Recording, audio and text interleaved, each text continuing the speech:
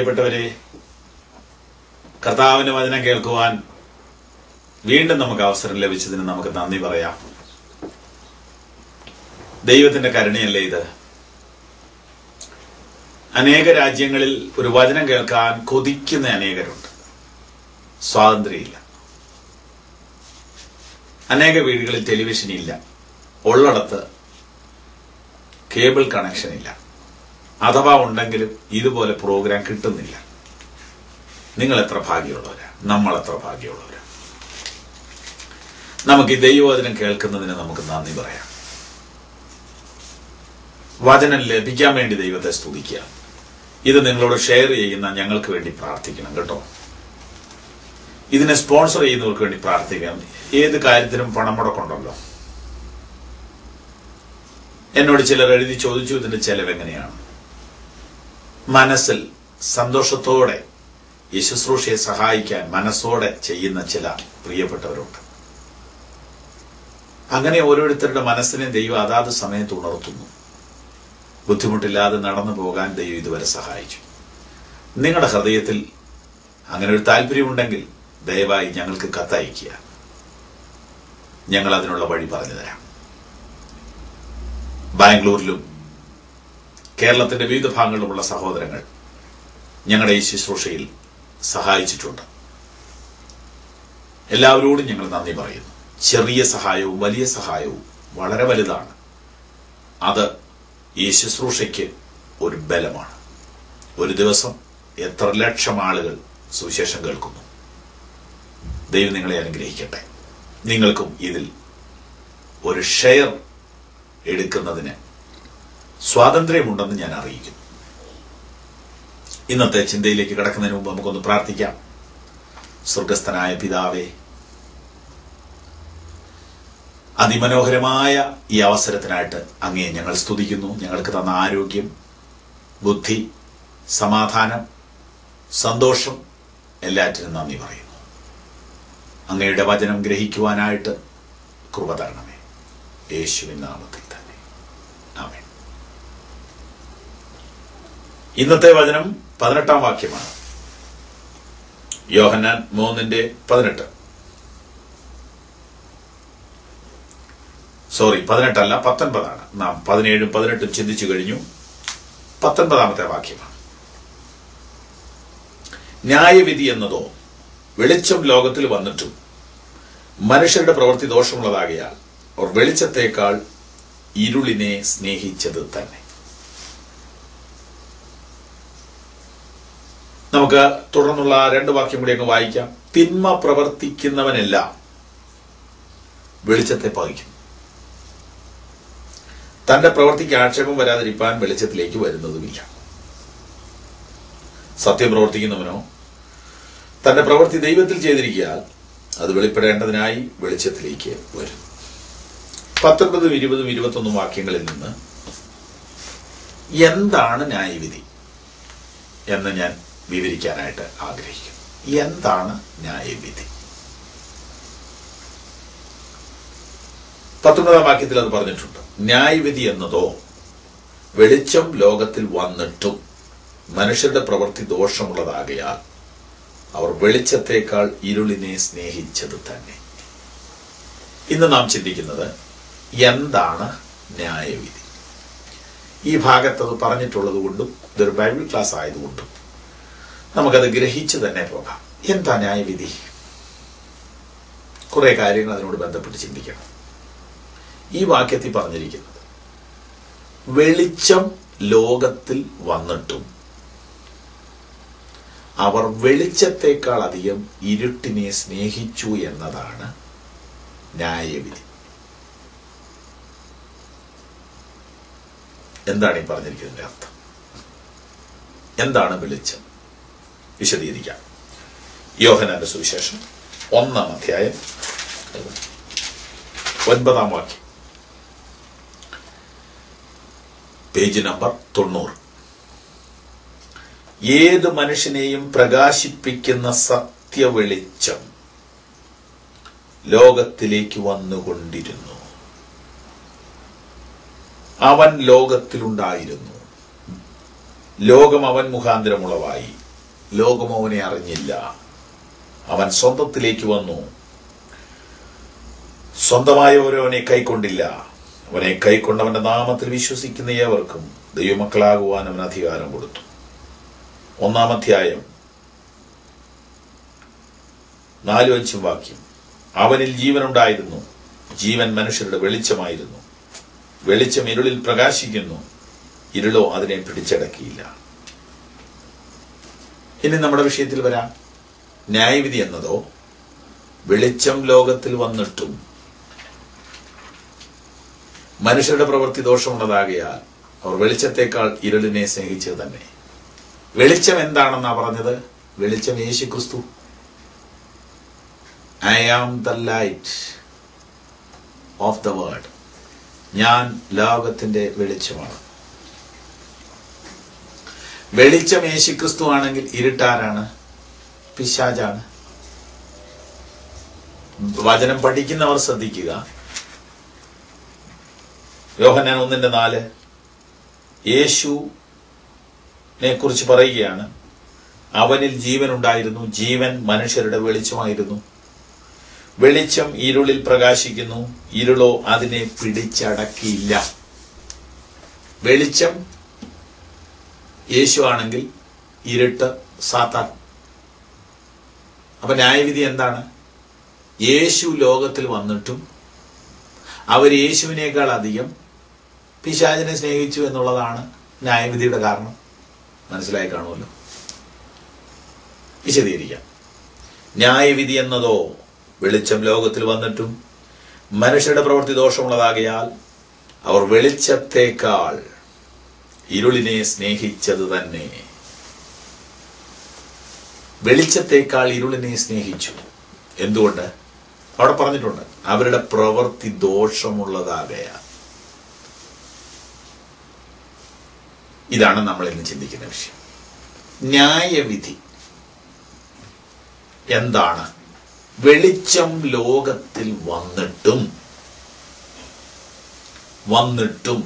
അതായത് സാക്ഷാൽ വെളിച്ചം.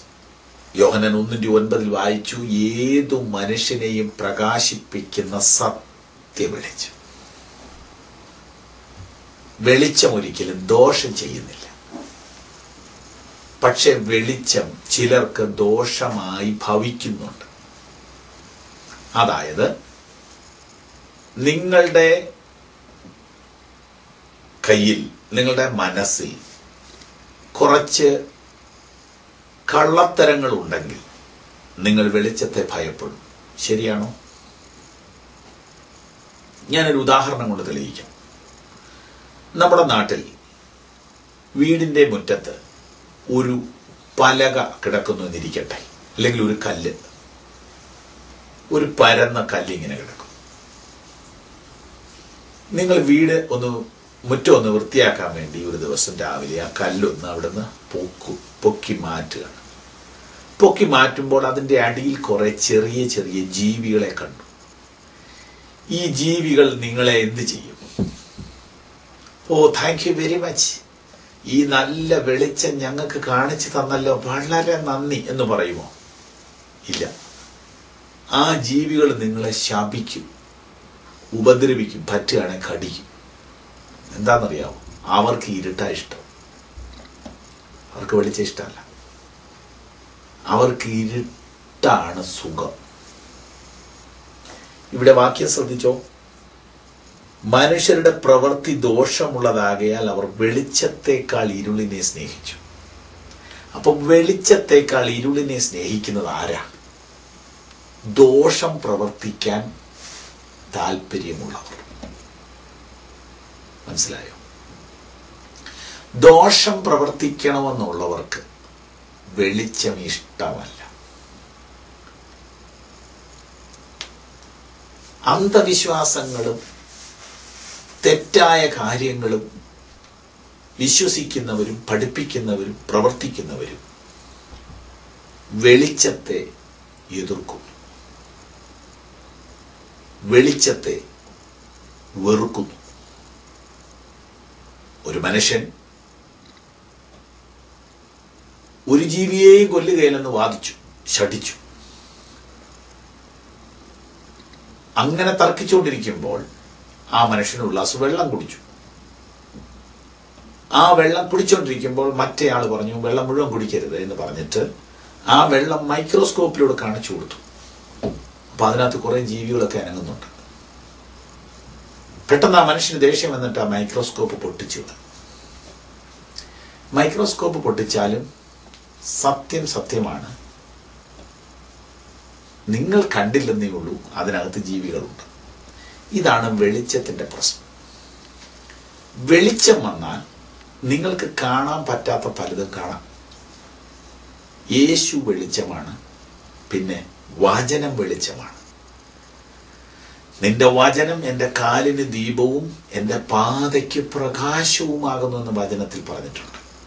അപ്പോൾ വചനം ഇങ്ങനെ അങ്ങോട്ട് പറഞ്ഞുകൊണ്ടിരിക്കുമ്പോൾ തെറ്റുകൾ ഇങ്ങനെ തെളിഞ്ഞു തെളിഞ്ഞു വരും. ശരിയല്ലേ?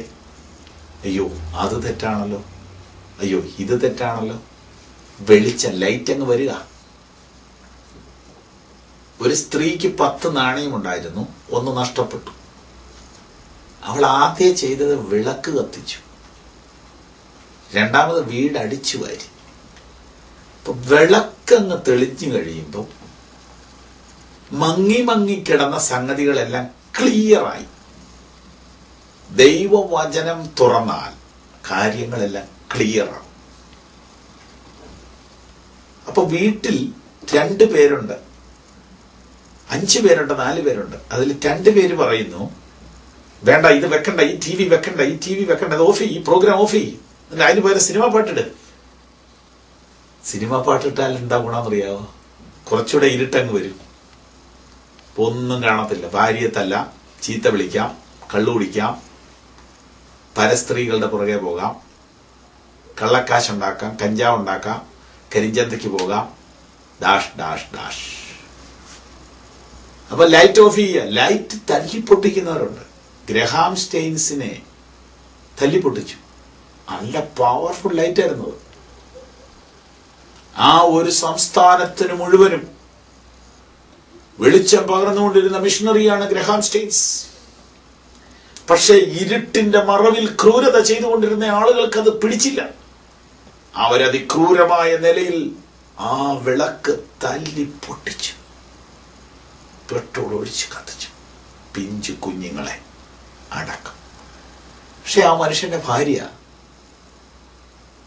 ഇതാ ഇപ്പോഴത്തെ ലേറ്റസ്റ്റ് ന്യൂസ്, അവര് അതേ നാട്ടിൽ തിരിച്ചു വന്ന് കുഷ്ഠരോഗികൾക്ക് വേണ്ടി ഒരു ആശുപത്രി വീണ്ടും പണിയുക. കുഷ്ഠരോഗികൾക്ക് ത്വക്ക് മാറ്റി വെക്കാവുന്ന ചികിത്സയാണ് അവർ കൊണ്ടുവരാൻ പോണത്. നിങ്ങൾ എന്തു പറയുന്നു? കുഷ്ഠരോഗികളുടെ ത്വക്ക് ദ്രവിച്ചു പോയത് റീപ്ലാന്റ് ചെയ്യാനുള്ള സംവിധാനമുള്ള അതിമനോഹരമായ ആശുപത്രി അവർ പണിയുകയാണ്. ഈ വെളിച്ചത്തെയല്ലേ ഇന്ത്യ മഹാരാജ്യം തല്ലിക്കെടുത്തിയത്? അതിന്റെ ശാപം നമ്മുടെ തലമുറയ്ക്ക് വരാതിരിക്കുമോ? കരഞ്ഞ് നിലവിളിച്ച് ദൈവത്തോട് മാപ്പ് പറഞ്ഞുകൊള്ളുക. നമ്മുടെ കുടുംബങ്ങൾ, നമ്മുടെ സംസ്ഥാനങ്ങളിൽ നിന്ന് ശാപം മാറിപ്പോകാൻ. ആ മനുഷ്യൻ, ആ മിഷണറി ഒരിക്കൽ പോലും ആർക്കും തിന്മ ചെയ്തിട്ടില്ല. വെളിച്ചം ഒരു ദോഷം ചെയ്യത്തില്ല. പക്ഷെ വെളിച്ചത്ത് കൊണ്ടൊരു എല്ലാം, അതാണ് അതിന്റെ പ്രശ്നം. വെളിച്ചം എല്ലാം വെളിച്ചത്ത് കൊണ്ടുവരും. അതുകൊണ്ട് ഇരുട്ടിനെ സ്നേഹിക്കുന്നവർ വെളിച്ചത്തെ പകയ്ക്കും. പക്ഷെ ഈ സമരം ഇങ്ങനെ തുടരും. എന്നിട്ട് ആര് ജയിക്കും? അതാണ് പ്രശ്നം. ആര് ജയിക്കും? ബാക്കി എഴുതിയിട്ടുണ്ട്, വെളിച്ചം ഇരുളിൽ പ്രകാശിക്കുന്നു, ഇരുൾ അതിനെ കീഴടക്കത്തില്ല. ഉദാഹരണം, ഒരു മുറിയിൽ കൂരിരുട്ട്, കഠിനമായ ഇരുട്ട്, കസേര കിടപ്പുണ്ട്, മേശ കിടപ്പുണ്ട്, ടീപ്പോയി കിടപ്പുണ്ട്, ഗ്ലാസ് ഉണ്ട്, പാത്രമുണ്ട്, കലണ്ടറുണ്ട്, ഒന്നും തിരിച്ചറിയാൻ പറ്റാം. ഒരു മെഴുകുതിരി ഇതിനകത്തേക്ക് കൊണ്ടുവരുമ്പോൾ എന്ത് സംഭവിക്കുന്നറിയാമോ? ഇരുട്ട് സ്ഥലം വിടും. ഇച്ചിരിയുടെ പ്രകാശമുള്ള വലിയ മെഴുകുതിരി കൊണ്ടുവന്നാലോ അവിടെ എവിടെയും കുറച്ചിരുട്ടുണ്ടായിരുന്നു, അതും കൂടെ പോകും. അത് കഴിഞ്ഞൊരു ഇലക്ട്രിക് ബൾബ് വന്നാലോ ആ കട്ടിലേക്ക് മൂലയിൽ ഒളിച്ചിരുന്ന ഇരുട്ടും കൂടെ സ്ഥലം വിടും. അത് കഴിഞ്ഞൊരു 1000 വോൾട്ട് ബൾബ് ഇട്ടാലോ സകല ഇരുട്ടും ജനലിൽ കൂടെ ഓടും. ആ മുറിയിലുള്ള കൊച്ചു പ്രാണികളെ പോലും കാണാവുന്ന വിധത്തിൽ മുറി മുഴുവൻ പ്രകാശിക്കും. ചെറിയ വെളിച്ചമാണെങ്കിലോ ഇരുട്ടിനൊന്നും ചെയ്യാൻ പറ്റില്ല. ചെറിയ വെളിച്ചമാണെങ്കിൽ കുറച്ച് ഇരുട്ട് അവിടെയൊക്കെ ഒളിച്ചിരിക്കുമെന്നേ ഉള്ളൂ. വിളക്കിനെ ഒന്നും ചെയ്യാൻ പറ്റില്ല.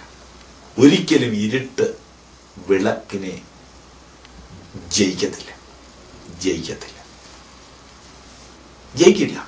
ഗ്രഹാം സ്റ്റെയിൻസിനെ കൊന്നു എന്നുള്ളത് സത്യമാണെങ്കിലും, സ്തേഫാനോസിനെ കൊന്നു എന്നുള്ളത് സത്യമാണെങ്കിലും, യേശുവിനെ ക്രൂശിച്ചു എന്നുള്ളത് സത്യമാണെങ്കിലും, വെളിച്ചം ഒരിക്കലും തോക്കുന്നില്ല. ഇരുട്ടൊരിക്കലും ജയിക്കുന്നില്ല. അനീതി ജയിക്കില്ല, അഴിമതി ജയിക്കില്ല, അക്രമം ജയിക്കില്ല, ക്രൂരത ജയിക്കില്ല.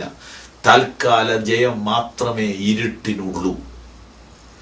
ഞാൻ ഈ സന്ദേശം പൊതുലോകത്തോട് പറയുകയാണ്.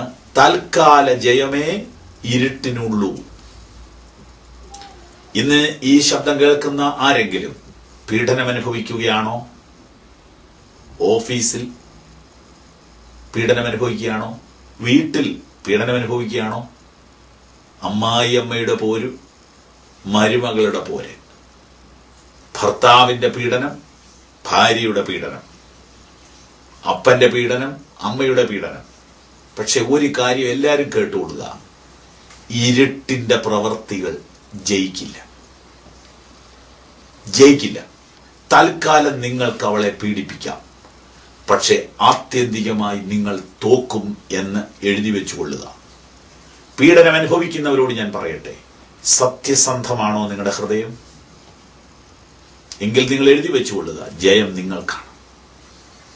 ഒരിക്കലും ഇരുട്ട് ജയിക്കില്ല. ഒരു പക്ഷേ നിങ്ങൾ കുറെ നാളുകൂടെ കഷ്ടപ്പെടണമായിരിക്കും. ഹാബേൽ എന്ന ഭക്തൻ കായീന്റെ ഇരുമ്പ് മുഷ്ടിയുടെ മുമ്പിൽ ചുരുണ്ടു വീണ് മരിച്ചു. പക്ഷെ കായീൻ ജയിച്ചില്ല,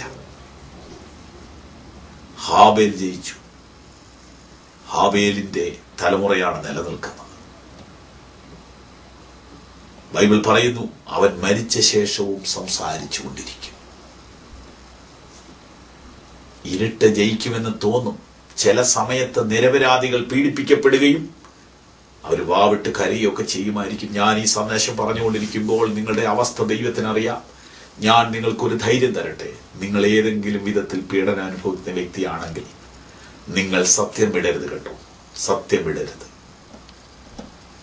നിങ്ങളുടെ ഭാഗത്ത് സത്യമുണ്ടെങ്കിൽ സത്യം ജയിക്കും. കുറെ കാലം കൂടെ ക്ഷമിക്കും. വെളിച്ചം ഇരുളിൽ പ്രകാശിക്കും. ഇരുട്ടൊരിക്കലും വെളിച്ചത്തെ തോൽപ്പിക്കത്തില്ല. നമ്മുടെ വിഷയം എന്താണ്? ന്യായവിധി. വെളിച്ചം ലോകത്തിൽ വന്നിട്ട് മനുഷ്യരുടെ പ്രവൃത്തി ദോഷമുള്ളതാകയാൽ അവർ വെളിച്ചത്തെക്കാൾ അധികം ഇരുളിനെ സ്നേഹിച്ചു. എന്താണ് ഇതിന്റെ അർത്ഥം? പറയാം. യേശുവാകുന്ന വെളിച്ചം, സുവിശേഷമാകുന്ന വെളിച്ചം, ബൈബിളാകുന്ന വെളിച്ചം ലോകത്തിൽ വന്നു. പൂർണ്ണമായി ഈ വെളിച്ചം വന്നിട്ട് എത്ര വർഷമായി? 2000 വർഷമായി. എന്നാൽ ഒരു കൂട്ടം മനുഷ്യർ വെളിച്ചത്തെ സ്നേഹിച്ചു. ഒരു കൂട്ടം മനുഷ്യർ വെളിച്ചത്തെ ഇപ്പോഴും സ്നേഹിക്കുന്നില്ല. എന്തുകൊണ്ട്?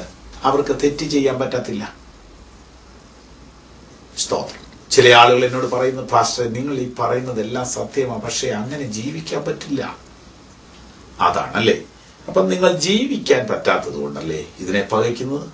അപ്പൊ ന്യായവിധി വരുന്നതിന് നിങ്ങൾ അർഹരാണ് അല്ലേ? ന്യായവിധി സ്വീകരിപ്പാൻ നിങ്ങൾ റെഡിയാണ്. മനസ്സിലായോ? അപ്പൊ എന്താണ് ന്യായവിധി? വെളിച്ചം ലോകത്തിൽ വന്നിട്ട്. ഇന്നത്തെ സന്ദേശം തീരുന്നതിന് മുമ്പ് ന്യായവിധി എന്ന് പറഞ്ഞാൽ എന്താണെന്നുള്ളത് ഞാൻ ഒരു വാചനം കൂടെ വായിച്ച് കേൾപ്പിക്കാം. ന്യായവിധി അല്ലേ? 50-ാം സങ്കീർത്തനം.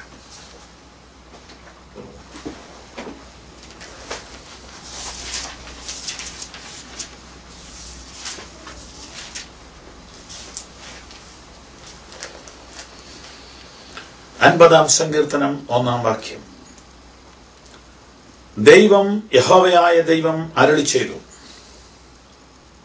സൂര്യന്റെ ഉദയം മുതൽ അസ്തമയം വരെ ഭൂമിയെ വിളിക്കുന്നു. നമ്മുടെ ദൈവം വരുന്നു, അവൻ മൗനമായിരിക്കുകയില്ല.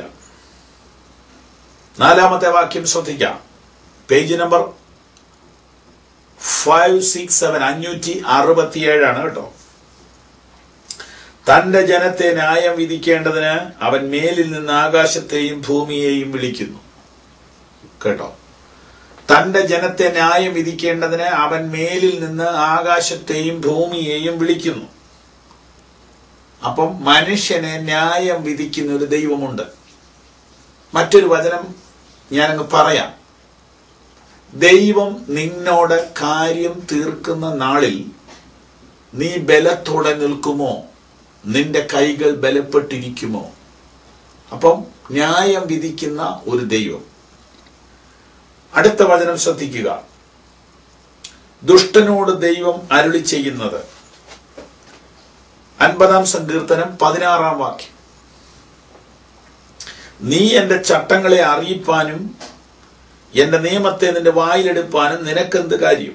നീ ശാസനയെ വെറുത്തു, എന്റെ വചനങ്ങളെ നിന്റെ പുറകിൽ എറിഞ്ഞു കളയുന്നുവല്ലോ. കള്ളനെ കണ്ടാൽ നീ അവൻ അനുകൂലപ്പെടുന്നു, വ്യഭിചാരികളോട് നീ പങ്കുകൂടുന്നു. നിന്റെ വായ നീ ദോഷത്തിന് വിട്ടുകൊടുക്കുന്നു, നിന്റെ നാവ് വഞ്ചന പിണയ്ക്കുന്നു. നീ ഇരുന്ന് നിന്റെ സഹോദരന് വിരോധമായി സംസാരിക്കുന്നു, നിന്റെ അമ്മയുടെ മകനെ കുറിച്ച് അപവാദം പറയുന്നു.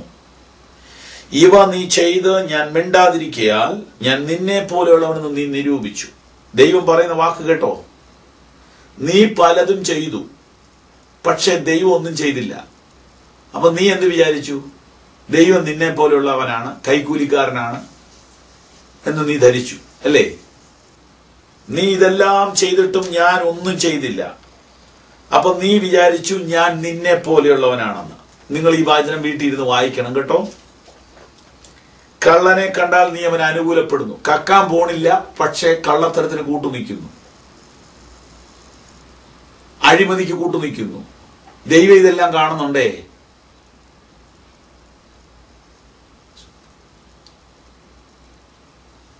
കള്ളനെ കണ്ടാൽ നീ അവൻ അനുകൂലപ്പെടുന്നു, വ്യഭിചാരികളോട് നീ പങ്കുകൂടുന്നു. ഞാൻ എന്തിന് വ്യാഖ്യാനിക്കണം? നിങ്ങൾക്ക് മനസ്സിലാവുന്നുണ്ടല്ലോ. നിന്റെ വായ നീ ദോഷത്തിന് വിട്ടുകൊടുക്കുന്നു, നിന്റെ നാവ് വഞ്ചന പറയുന്നു. നീ ഇരുന്ന് നിന്റെ സഹോദരന് വിരോധമായി സംസാരിക്കുന്നു, നിന്റെ അമ്മയുടെ മകനെ കുറിച്ച് അപവാദം പറയുന്നു. ഇതൊക്കെ നീ ചെയ്തിട്ടും ഞാൻ ഒന്നും മിണ്ടാത്തതിനാൽ നീ ധരിച്ചു ഞാൻ നിന്നെ പോലെയുള്ളവനാണെന്ന്. മനുഷ്യന്റെ അബദ്ധം കണ്ടോ? തെറ്റ് ചെയ്തിട്ട് ദൈവം ഒന്നും പെട്ടെന്ന് ആക്ഷൻ എടുക്കാത്തപ്പോ മനുഷ്യന്റെ വിചാരം ദൈവം നമ്മളെ പോലെയുള്ളവനാണ് അല്ലേ? ശ്രദ്ധിക്കൂ, അടുത്ത വാക്യം നോക്കൂ. എന്നാൽ ഞാൻ നിന്നെ ശാസിച്ച് നിന്റെ കണ്ണിന് മുമ്പിൽ അവയെ നിരത്തി വെക്കും. എല്ലാരും ശ്രദ്ധിക്കുന്നുണ്ടോ? ന്യായം വിധിക്കുന്ന ഒരു ദൈവമുണ്ട്. നിന്റെ കണ്ണിന് മുമ്പിൽ നിന്റെ പ്രവൃത്തി ദൈവം നിരത്തുമെന്ന്. അതൊന്നും നടക്കില്ല ഉപദേശി. ഇതല്ലേ മനസ്സിൽ പറയുന്നേ? ശ്രദ്ധിച്ചു കേൾക്കുക. നിങ്ങൾ 100 കൊല്ലം ഈ ഭൂമിയിൽ ചെയ്ത മുഴുവൻ പ്രവൃത്തികളും ഓൾറെഡി റെക്കോർഡാണ്. ദൈവം അതെല്ലാം റെക്കോർഡ് ചെയ്ത് കഴിഞ്ഞു. കമ്പ്യൂട്ടർ എന്ന സംവിധാനം വരുന്നതിന് മുമ്പ് ഇതൊന്നും പറഞ്ഞാൽ ആരും അംഗീകരിക്കില്ല. 100 കൊല്ലത്തെ ചരിത്രം കമ്പ്യൂട്ടർ റെക്കോർഡ് ചെയ്യാൻ അധികം സ്ഥലമൊന്നും വേണ്ട. 10,000 മനുഷ്യരുടെ കാര്യം, കോടിക്കണക്കിന് മനുഷ്യരുടെ കാര്യം, ലോകത്തിന്റെ മുഴുവൻ കാര്യവും ഒരൊറ്റ മനുഷ്യന് ഒരു കമ്പ്യൂട്ടർ ഉപയോഗിച്ച് കൺട്രോൾ ചെയ്യാമെന്ന് പറഞ്ഞാൽ അറിവുള്ളവർ വിശ്വസിക്കും. അപ്പൊ സർവശക്തനായ ദൈവം ഈ കമ്പ്യൂട്ടറേക്കാൾ വലിയവനല്ലേ? ഞാൻ നിന്നെ ശാസിച്ച് നിന്റെ കണ്ണിന് മുമ്പിൽ അവയെ നിരത്തി വെക്കുമെന്ന്. നിന്റെ നമ്പർ അങ്ങ് അടിക്കുമ്പോഴേ നീ 80 വർഷം ചെയ്ത മുഴുവൻ കാര്യവും ഇങ്ങനെ വരുമെന്ന് മുമ്പിൽ കൂടെ. നിഷേധിക്കാൻ പറ്റൂല, നിഷേധിക്കാൻ പറ്റില്ല. ന്യായം വിധി ഒരു പ്രയാസവും ഇല്ല, വെരി ഈസി. ഇവിടുത്തെ കോടതി ഒന്നും അല്ലത്. ദൈവത്തിന് നിന്റെ ന്യായം വിധിക്കാൻ വിഷമമില്ല. ഞാൻ നിന്നെ ശാസിച്ച് നിന്റെ കണ്ണിന് മുമ്പിൽ അവയെ നിരത്തി വെക്കും. ദൈവത്തെ മറക്കുന്നവരെ ഇത് ഓർത്തുകൊള്ളുവീൻ. വാക്യം 22, പേജ് നമ്പർ 568. ദൈവത്തെ മറക്കുന്നവരെ ഇത് ഓർത്തുകൊള്ളുവീൻ, അല്ലെങ്കിൽ ഞാൻ നിങ്ങളെ കീറിക്കളയും, വെടിവെപ്പാൻ ആരും ഉണ്ടാകുകയില്ല. നമ്മുടെ വിഷയം എന്താണ്? ന്യായവിധി എന്താണ്? മനസ്സിലായല്ലോ? ന്യായവിധി മാറാനുള്ള മാർഗം കഴിഞ്ഞ ദിവസം പറഞ്ഞു, യേശുവിൽ വിശ്വസിക്കുന്നവന് ന്യായവിധിയില്ല. ഒറ്റ വചനം കൂടെ പറഞ്ഞ് നിർത്തുന്നു, റോമർ 8:1. ഇപ്പോൾ യേശു ക്രിസ്തുവിലുള്ളവർക്ക് ഒരു ശിക്ഷാവിധിയും ഇല്ല. നമ്മൾ വായിച്ചുകൊണ്ടിരിക്കുന്ന വാക്യം യോഹന്നാൻ 3:19 മുതലുള്ളതാണ്. അതിന്റെ തൊട്ടുമുകളിൽ ന്യായവിധി ഇല്ലാതെയാകാനുള്ള വഴി എഴുതിയിട്ടുണ്ട്. അത് കഴിഞ്ഞ ക്ലാസ്സിൽ പറഞ്ഞതാണ്. യേശുവിൽ വിശ്വസിക്കുന്നവന് ന്യായവിധിയില്ല, 18-ാം വാക്യം. നിങ്ങളിത് ഗ്രഹിച്ചതിന് നന്ദി. നമുക്ക് പ്രാർത്ഥിക്കാം. ഞങ്ങളെ സ്നേഹിക്കുന്ന സ്വർഗസ്ഥ പിതാവേ, അവിടുത്തെ പുത്രന്റെ നാമത്തിൽ ഞങ്ങൾ തിരുസന്നിധിയിൽ വരുന്നു. തിരുവെഴുത്തുകളെ ഗ്രഹിക്കാനായിട്ട് ഈ ഭാഗ്യപദവി തന്നതുകൊണ്ട് സ്തോത്രം. വചനം കേട്ട് എല്ലാവരെയും അനുഗ്രഹിക്കണമേ. വീടുകളിൽ ഇരിക്കുന്ന, നിൽക്കുന്ന, നടക്കുന്ന, കട്ടിലെ കിടന്നുകൊണ്ട് കേൾക്കുന്ന മുഴുവൻ ശ്രോതാക്കൾക്ക് വേണ്ടിയും യേശുവിന്റെ നാമത്തിലടിയിൽ പ്രാർത്ഥിക്കും. കർത്താവെ, അവരെ അനുഗ്രഹിക്കണമേ. ഞാൻ യേശുവിന്റെ നാമത്തിൽ ഇവരെ അനുഗ്രഹിക്കുന്നു. വെളിച്ചത്തെ സ്നേഹിക്കാൻ, ഇരുട്ടിനെ പകയ്ക്കാൻ കൃപ നൽകണമേ. യേശുവിന്റെ നാമത്തിൽ തന്നെ. Pastor Babu Cherian, post box number 6, Piravom. Phone number 0485-224-35-15 0485 എന്ന കോഡ് ചേർത്ത് വിളിച്ചാൽ എപ്പോഴും ഫോൺ അറ്റൻഡ് ചെയ്യാം. നിങ്ങൾക്ക് വേണ്ടി പ്രാർത്ഥിക്കാം, ഷെയർ ചെയ്യാം, സംശയങ്ങൾ തീർക്കാം. കർത്താവ് നിങ്ങളെ അനുഗ്രഹിക്കും.